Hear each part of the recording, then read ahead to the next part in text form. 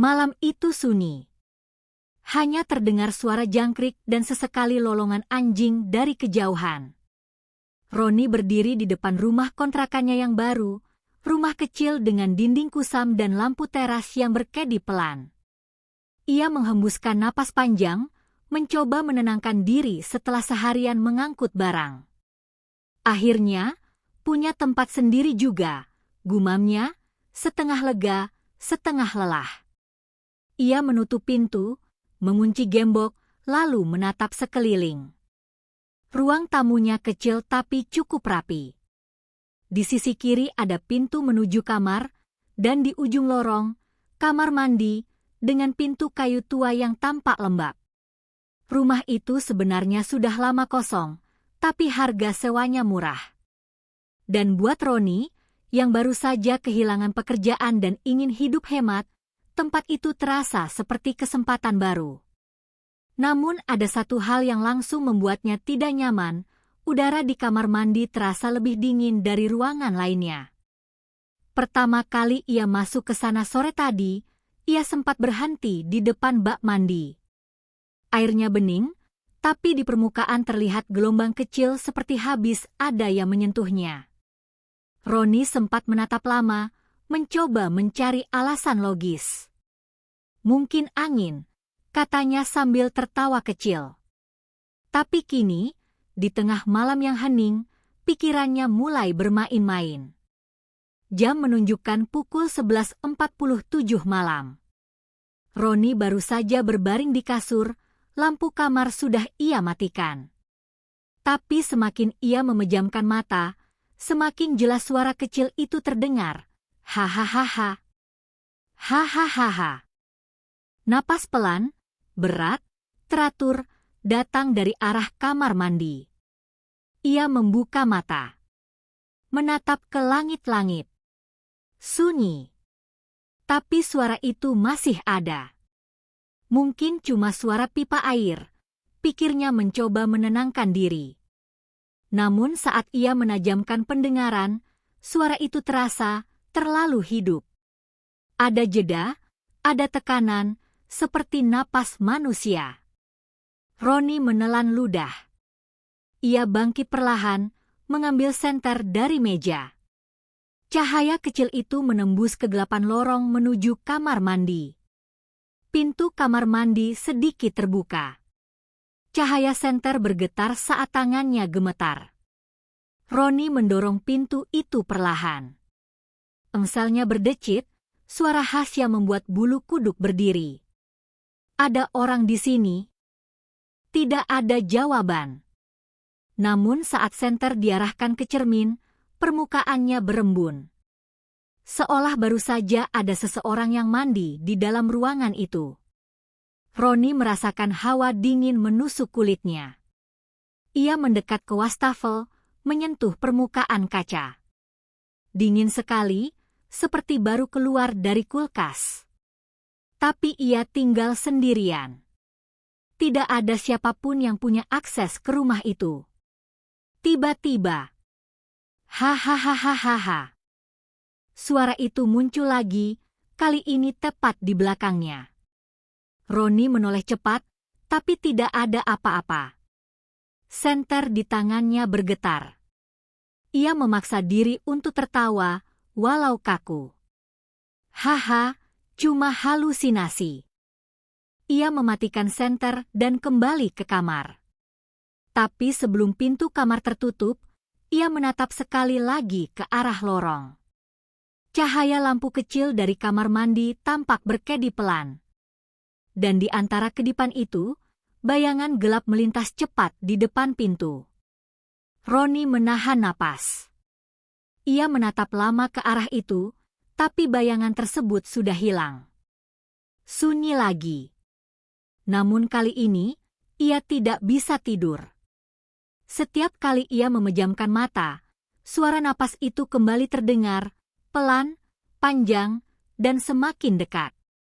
Hahaha. Hahaha. Kalau kamu sendirian malam ini, pastikan kamu periksa kamar mandimu sebelum tidur. Karena kadang, suara napas yang kamu dengar bukan cuma milikmu. Cerita ini belum berakhir. Apa sebenarnya yang tinggal bersama Roni di rumah itu? Jangan lewatkan bagian 2, karena rahasia kamar mandi itu akan mulai terbuka. Klik tombol subscribe, nyalakan loncengnya, dan bantu channel ini tumbuh dengan like share video ini kalau kamu juga pernah mengalami hal serupa. Sudah 3 malam berturut-turut Roni tidak bisa tidur dengan tenang. Setiap kali ia hendak memejamkan mata, suara itu kembali muncul. Pelan, teratur, tapi makin lama makin dekat. Hahaha, hahaha. Awalnya, Roni berusaha berpikir logis. Mungkin suara air di pipa, atau angin lewat ventilasi kamar mandi. Tapi bagaimana bisa angin terdengar seperti seseorang yang sedang bernapas tepat di belakang telinganya? Pagi itu, Roni bangun dengan mata sembab. Ia melihat ke arah kamar mandi, pintunya sedikit terbuka, dan dari celahnya tampak cermin yang berembun samar. Ia belum mandi, belum menyalakan air sama sekali. Tapi kaca itu sudah basah. Ia menatapnya lama. Ada sesuatu yang aneh. Di embun itu, seperti ada bekas jari, seolah seseorang menyentuh cermin dari dalam. Enggak, ini pasti efek udara lembab, gumamnya. Namun dalam hati, ia tidak yakin. Siangnya, Roni mencoba merekam sesuatu. Ia menaruh HP di meja dekat lorong, menghadap ke arah kamar mandi, lalu membiarkannya merekam selama beberapa jam saat ia pergi ke warung. Saat ia pulang dan mendengarkan hasilnya, dadanya terasa sesak. Rekaman itu dimulai dengan suara biasa, langkah Roni, bunyi pintu ditutup, keheningan. Lalu, setelah beberapa menit, terdengar suara air menetes. Pelan, tapi konstan. Tuk, tuk, tuk. Beberapa detik kemudian muncul suara napas. Perlahan, berat, dan terdengar dekat dengan mikrofon. Hahaha. Hahaha. Roni memutar ulang. Napas itu bukan miliknya. Lalu, di menit keempat rekaman, terdengar sesuatu yang membuat darahnya dingin, 2 napas. Satu lebih cepat, satu lebih lambat, seperti 2 orang bernapas di ruangan kecil. Roni langsung menutup file itu, tapi rasa penasarannya mendorongnya untuk memutar sekali lagi. Ia memakai earphone, menutup mata, dan mendengarkan dengan saksama. Suara napas itu makin jelas. Lalu terdengar bisikan. "Kamu juga di sini?" Ia langsung membuka mata, mencabut earphone, dan menjatuhkannya ke lantai. Napasnya sendiri kini tersengal. Apa tadi? Suara perempuan? Ia berdiri, menatap pintu kamar mandi yang masih tertutup. Ujung jarinya terasa dingin. Ia memberanikan diri berjalan ke sana. Setiap langkah terasa berat, seperti ada sesuatu yang menahannya. Pintu itu berderit saat dibuka. Kamar mandi terlihat normal. Tapi di atas wastafel, cerminnya berembun lagi. Roni mendekat. Ia mengusap permukaannya, dan seketika jantungnya berdegup keras. Di sana, di balik pantulan samar, ada bayangan seseorang berdiri di belakangnya. Ia menoleh cepat, kosong. Tapi saat menatap cermin lagi, bayangan itu masih ada, diam, tidak bergerak. Dan kali ini, ia bisa melihat mata itu menatap langsung ke arahnya. Lampu kamar mandi tiba-tiba padam. Gelap total. Suara napas berat menggema di dalam ruangan yang kecil. Hahaha. Hahaha. Roni terpaku di tempat. Ia tak berani bergerak. Dalam kegelapan, napas itu terdengar semakin dekat. Sangat dekat. seperti seseorang berdiri hanya beberapa sentimeter dari wajahnya. Ia mundur perlahan, mencari saklar. Tangannya gemetar saat menyentuh dinding. Ketika lampu menyala, tidak ada siapapun. Ia menatap ke cermin. Sekarang hanya pantulan dirinya, tapi wajahnya tampak pucat, hampir seperti kehilangan warna. Lalu ia sadar, ia tidak sedang menatap dirinya sendiri. Karena pantulan itu masih bernapas, meskipun ia sudah menahan napas. Roni menjerit, menjatuhkan senter, lalu kabur keluar kamar mandi. Ia menutup pintunya rapat dan duduk di lantai, tubuhnya bergetar.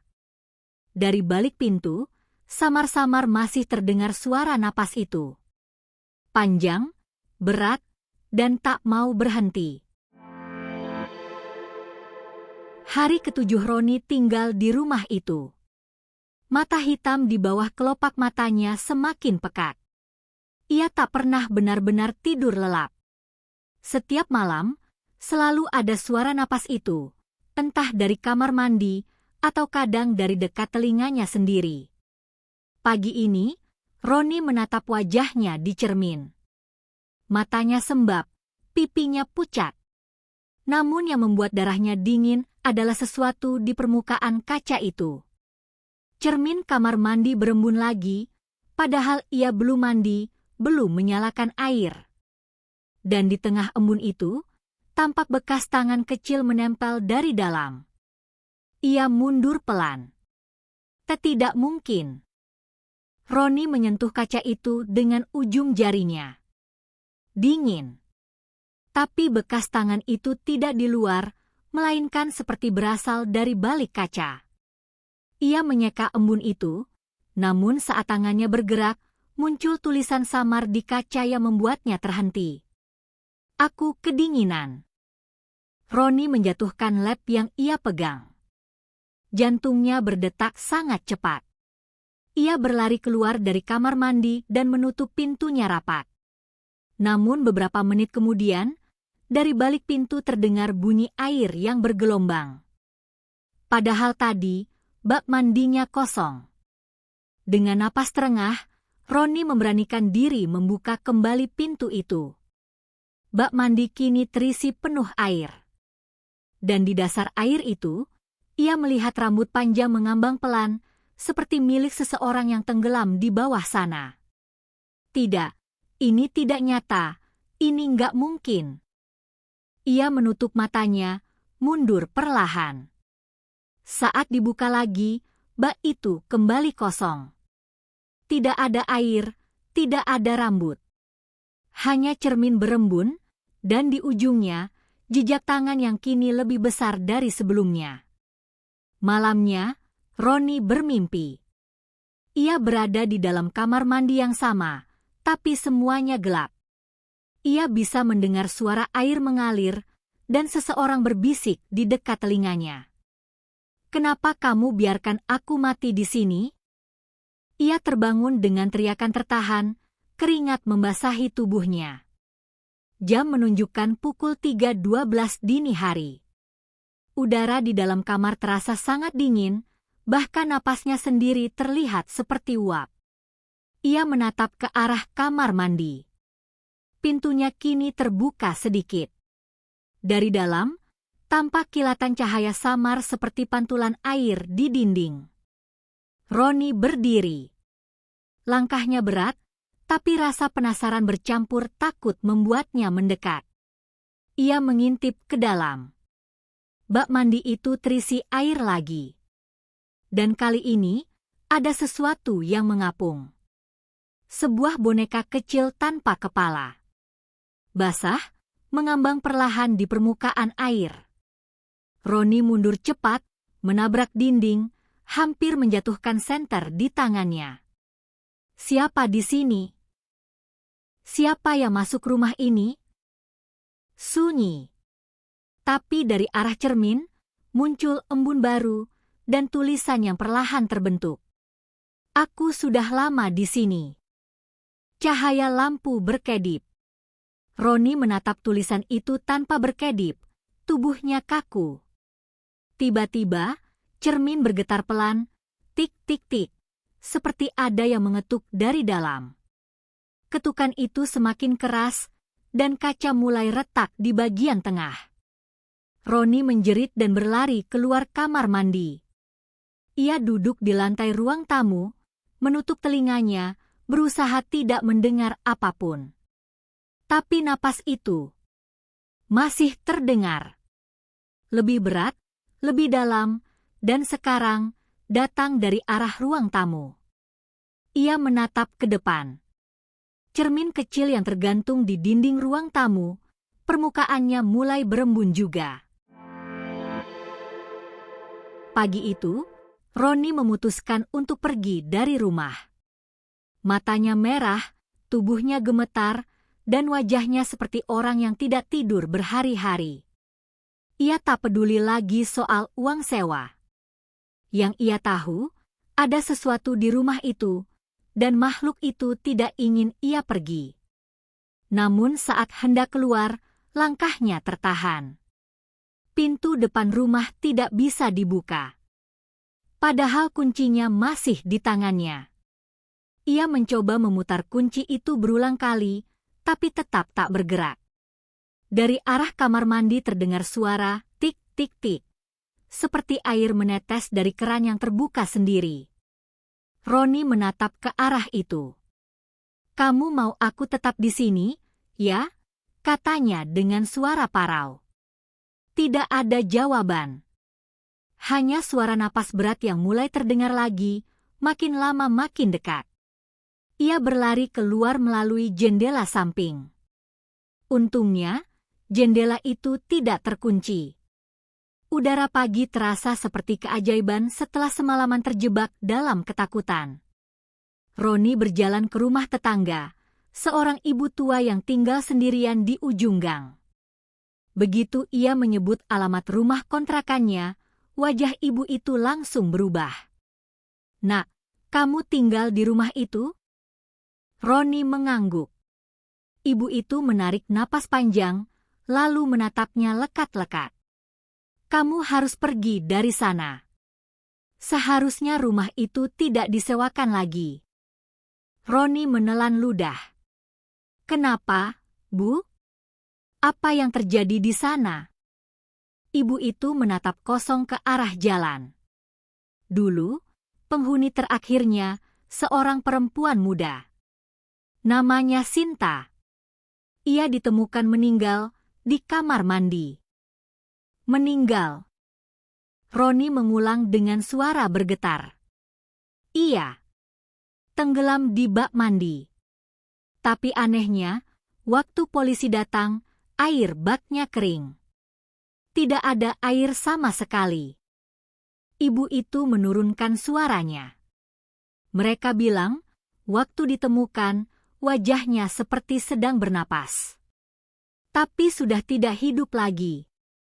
Darah Roni terasa membeku. Bayangan rambut panjang di bak mandi, tulisan di cermin. Semuanya tiba-tiba masuk akal. "Bu, perempuan itu, Sinta, dia tinggal sendirian juga?" "Iya. Sama sepertimu, Nak." Roni memejamkan mata, napasnya berat. "Saya nggak bisa tinggal di sana lagi. Saya mau pindah." Ibu itu hanya menggeleng. "Kau pikir dia akan membiarkanmu pergi?" Kata-kata itu menggema di kepala Roni sepanjang perjalanan pulang. Ia menatap rumahnya dari kejauhan, tampak biasa saja, seolah tak ada yang aneh. Tapi begitu ia membuka pintu, hawa dingin langsung menyambutnya. Semua barangnya masih di tempat. Namun di dinding ruang tamu, ia melihat sesuatu yang tidak ada sebelumnya. Tulisan besar dengan bekas jari di debu. "Jangan tinggalkan aku." Jantungnya berdegup keras. Ia mundur pelan, tapi langkahnya berhenti ketika mendengar suara air mengalir dari kamar mandi. Air itu tidak berhenti. Mengalir deras, seperti seseorang sedang mandi di dalam. Roni menggenggam ponselnya, menyalakan kamera, dan berjalan pelan menuju kamar mandi. Aku cuma mau lihat, cuma lihat aja, gumamnya. Pintu kamar mandi tertutup rapat. Ia dorong perlahan. Air menetes ke kakinya, dingin, seperti es. Di dalamnya, bak mandi penuh air. Dan di permukaannya, terpantul wajah Roni. Namun pantulan itu tidak mengikuti gerakannya. Roni menatap cermin di atas wastafel, dan pantulan dirinya mulai tersenyum, padahal ia tidak. "Kamu siapa?" Roni berbisik, tubuhnya gemetar. Dari dalam kamar mandi terdengar suara lirih, hampir seperti gumaman. "Aku, kamu." Cermin bergetar. Air di bak mandi beriak hebat. Lampu berkedip cepat, dan di sela-sela cahaya, terlihat bayangan wanita berambut panjang berdiri di belakang Roni. Roni menjerit dan berlari keluar kamar mandi, tapi saat ia menatap ke jendela, refleksi bayangan itu masih berdiri di belakangnya, walau tubuhnya sendiri sudah jauh dari kamar mandi. Kini ia tahu, apapun yang ada di rumah itu sudah melekat padanya.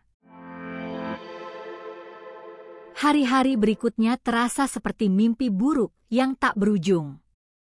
Roni hampir tidak keluar kamar. Ia takut menatap kaca, takut mandi, bahkan takut mendengar suara napasnya sendiri. Karena terkadang, suara napas itu bukan berasal dari dirinya.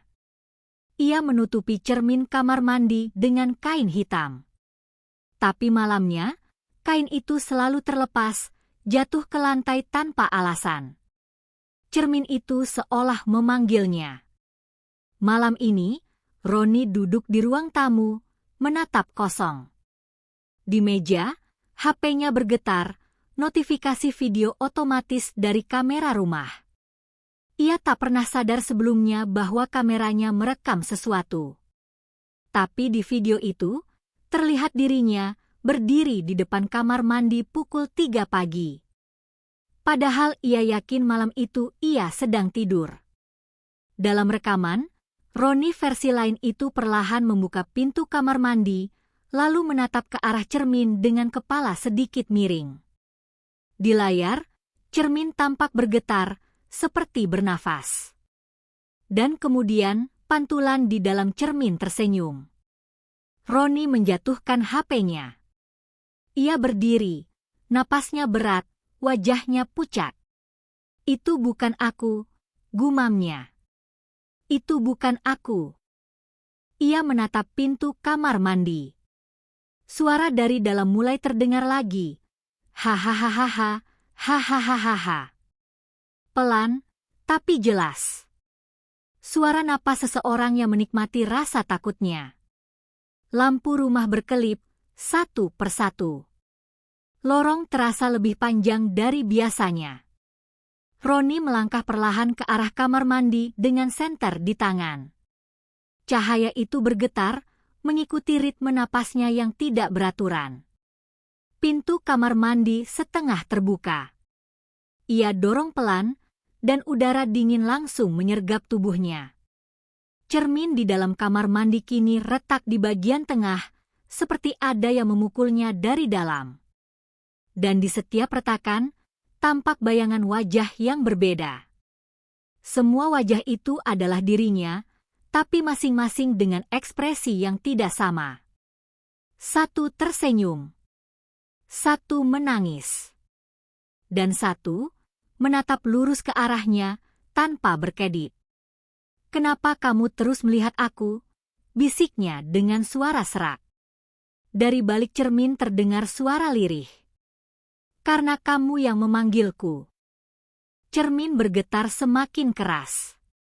Air di bak mandi bergolak, seperti ada sesuatu di bawah permukaannya yang mencoba keluar. Roni mundur, tapi langkahnya berhenti saat pantulannya di cermin bergerak sendiri. Pantulan itu mengangkat tangan, menyentuh permukaan kaca dari dalam. Roni terpaku, tubuhnya gemetar. Lalu, Krek. Kaca itu retak lebih besar, dan darah mulai mengalir dari retakannya, menetes ke lantai. Roni menjerit. Ia menutup wajahnya, tapi saat menurunkan tangannya, pantulannya sudah tidak ada. Cermin kini hanya menampilkan kamar mandi kosong di belakangnya, tanpa sosok dirinya. Di mana aku? Suaranya pelan, hampir tidak terdengar. Ia mundur perlahan, tapi ketika menoleh ke arah lorong, ia melihat sesuatu yang membuat darahnya berhenti mengalir. Dirinya sendiri berdiri di sana. Dengan wajah pucat, mata hitam pekat, dan senyum panjang yang tak manusiawi. Kau akhirnya bisa lihat aku, suara itu berkata pelan. Sekarang, giliranku yang hidup. Lampu padam. Hanya suara napas yang terdengar, 2 napas. Satu milik Roni, satu lagi, lebih berat, lebih dalam, dan perlahan-lahan menelan suara yang pertama. Sudah 3 hari rumah kontrakan itu sepi. Tidak ada suara, tidak ada lampu menyala, tidak ada Roni keluar masuk seperti biasanya. Namun, setiap malam, beberapa tetangga mengaku masih mendengar suara air dari kamar mandi rumah itu. Seperti seseorang sedang mandi. Padahal rumah itu kosong. Sampai suatu pagi, seorang pria datang, mengenakan kemeja rapi dan membawa kunci. Dia memperkenalkan diri sebagai petugas dari agen properti, dikirim untuk memeriksa rumah karena penyewa sebelumnya sudah tidak bisa dihubungi. Pintu rumah terbuka dengan mudah, seolah memang menunggu untuk dibuka. Begitu masuk, udara dingin langsung menyambutnya. Semua barang masih di tempat, tapi debunya tebal, seolah sudah berhari-hari tak disentuh. Petugas itu berjalan keliling. Di dapur, piring masih kotor di wastafel. Di kamar, kasur masih berantakan. Tapi anehnya, ada pakaian basah menetes di lantai kamar mandi. Ia menatapnya lama. Mungkin orangnya lupa ambil, gumamnya. Tiba-tiba, lampu di kamar mandi berkedip. Ia menatap ke arah cermin, dan ada seseorang berdiri di belakangnya. Petugas itu menoleh cepat, tapi tak ada siapa-siapa. Hanya dirinya sendiri dan pantulan wajah pucat di cermin.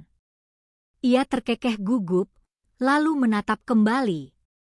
Namun pantulannya kini tidak bergerak.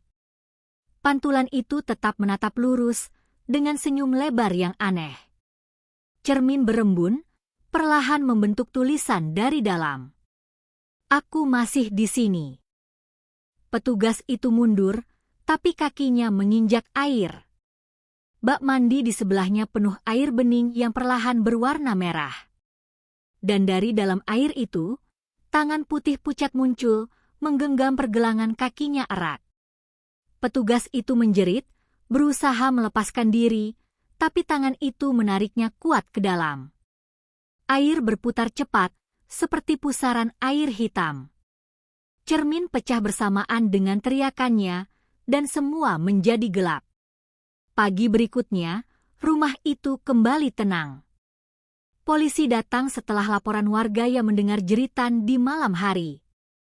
Namun ketika mereka membuka kamar mandi, tidak ada siapa-siapa. Hanya air tenang di bak mandi dan cermin yang sudah retak seluruhnya. Di antara retakan cermin, samar-samar terlihat wajah seseorang tersenyum. Bukan wajah petugas itu. Bukan juga wajah Roni. Tapi keduanya. 2 wajah yang menyatu, dengan mata yang gelap dan senyum yang tak pernah hilang. Dan malamnya, rumah itu kembali disewakan.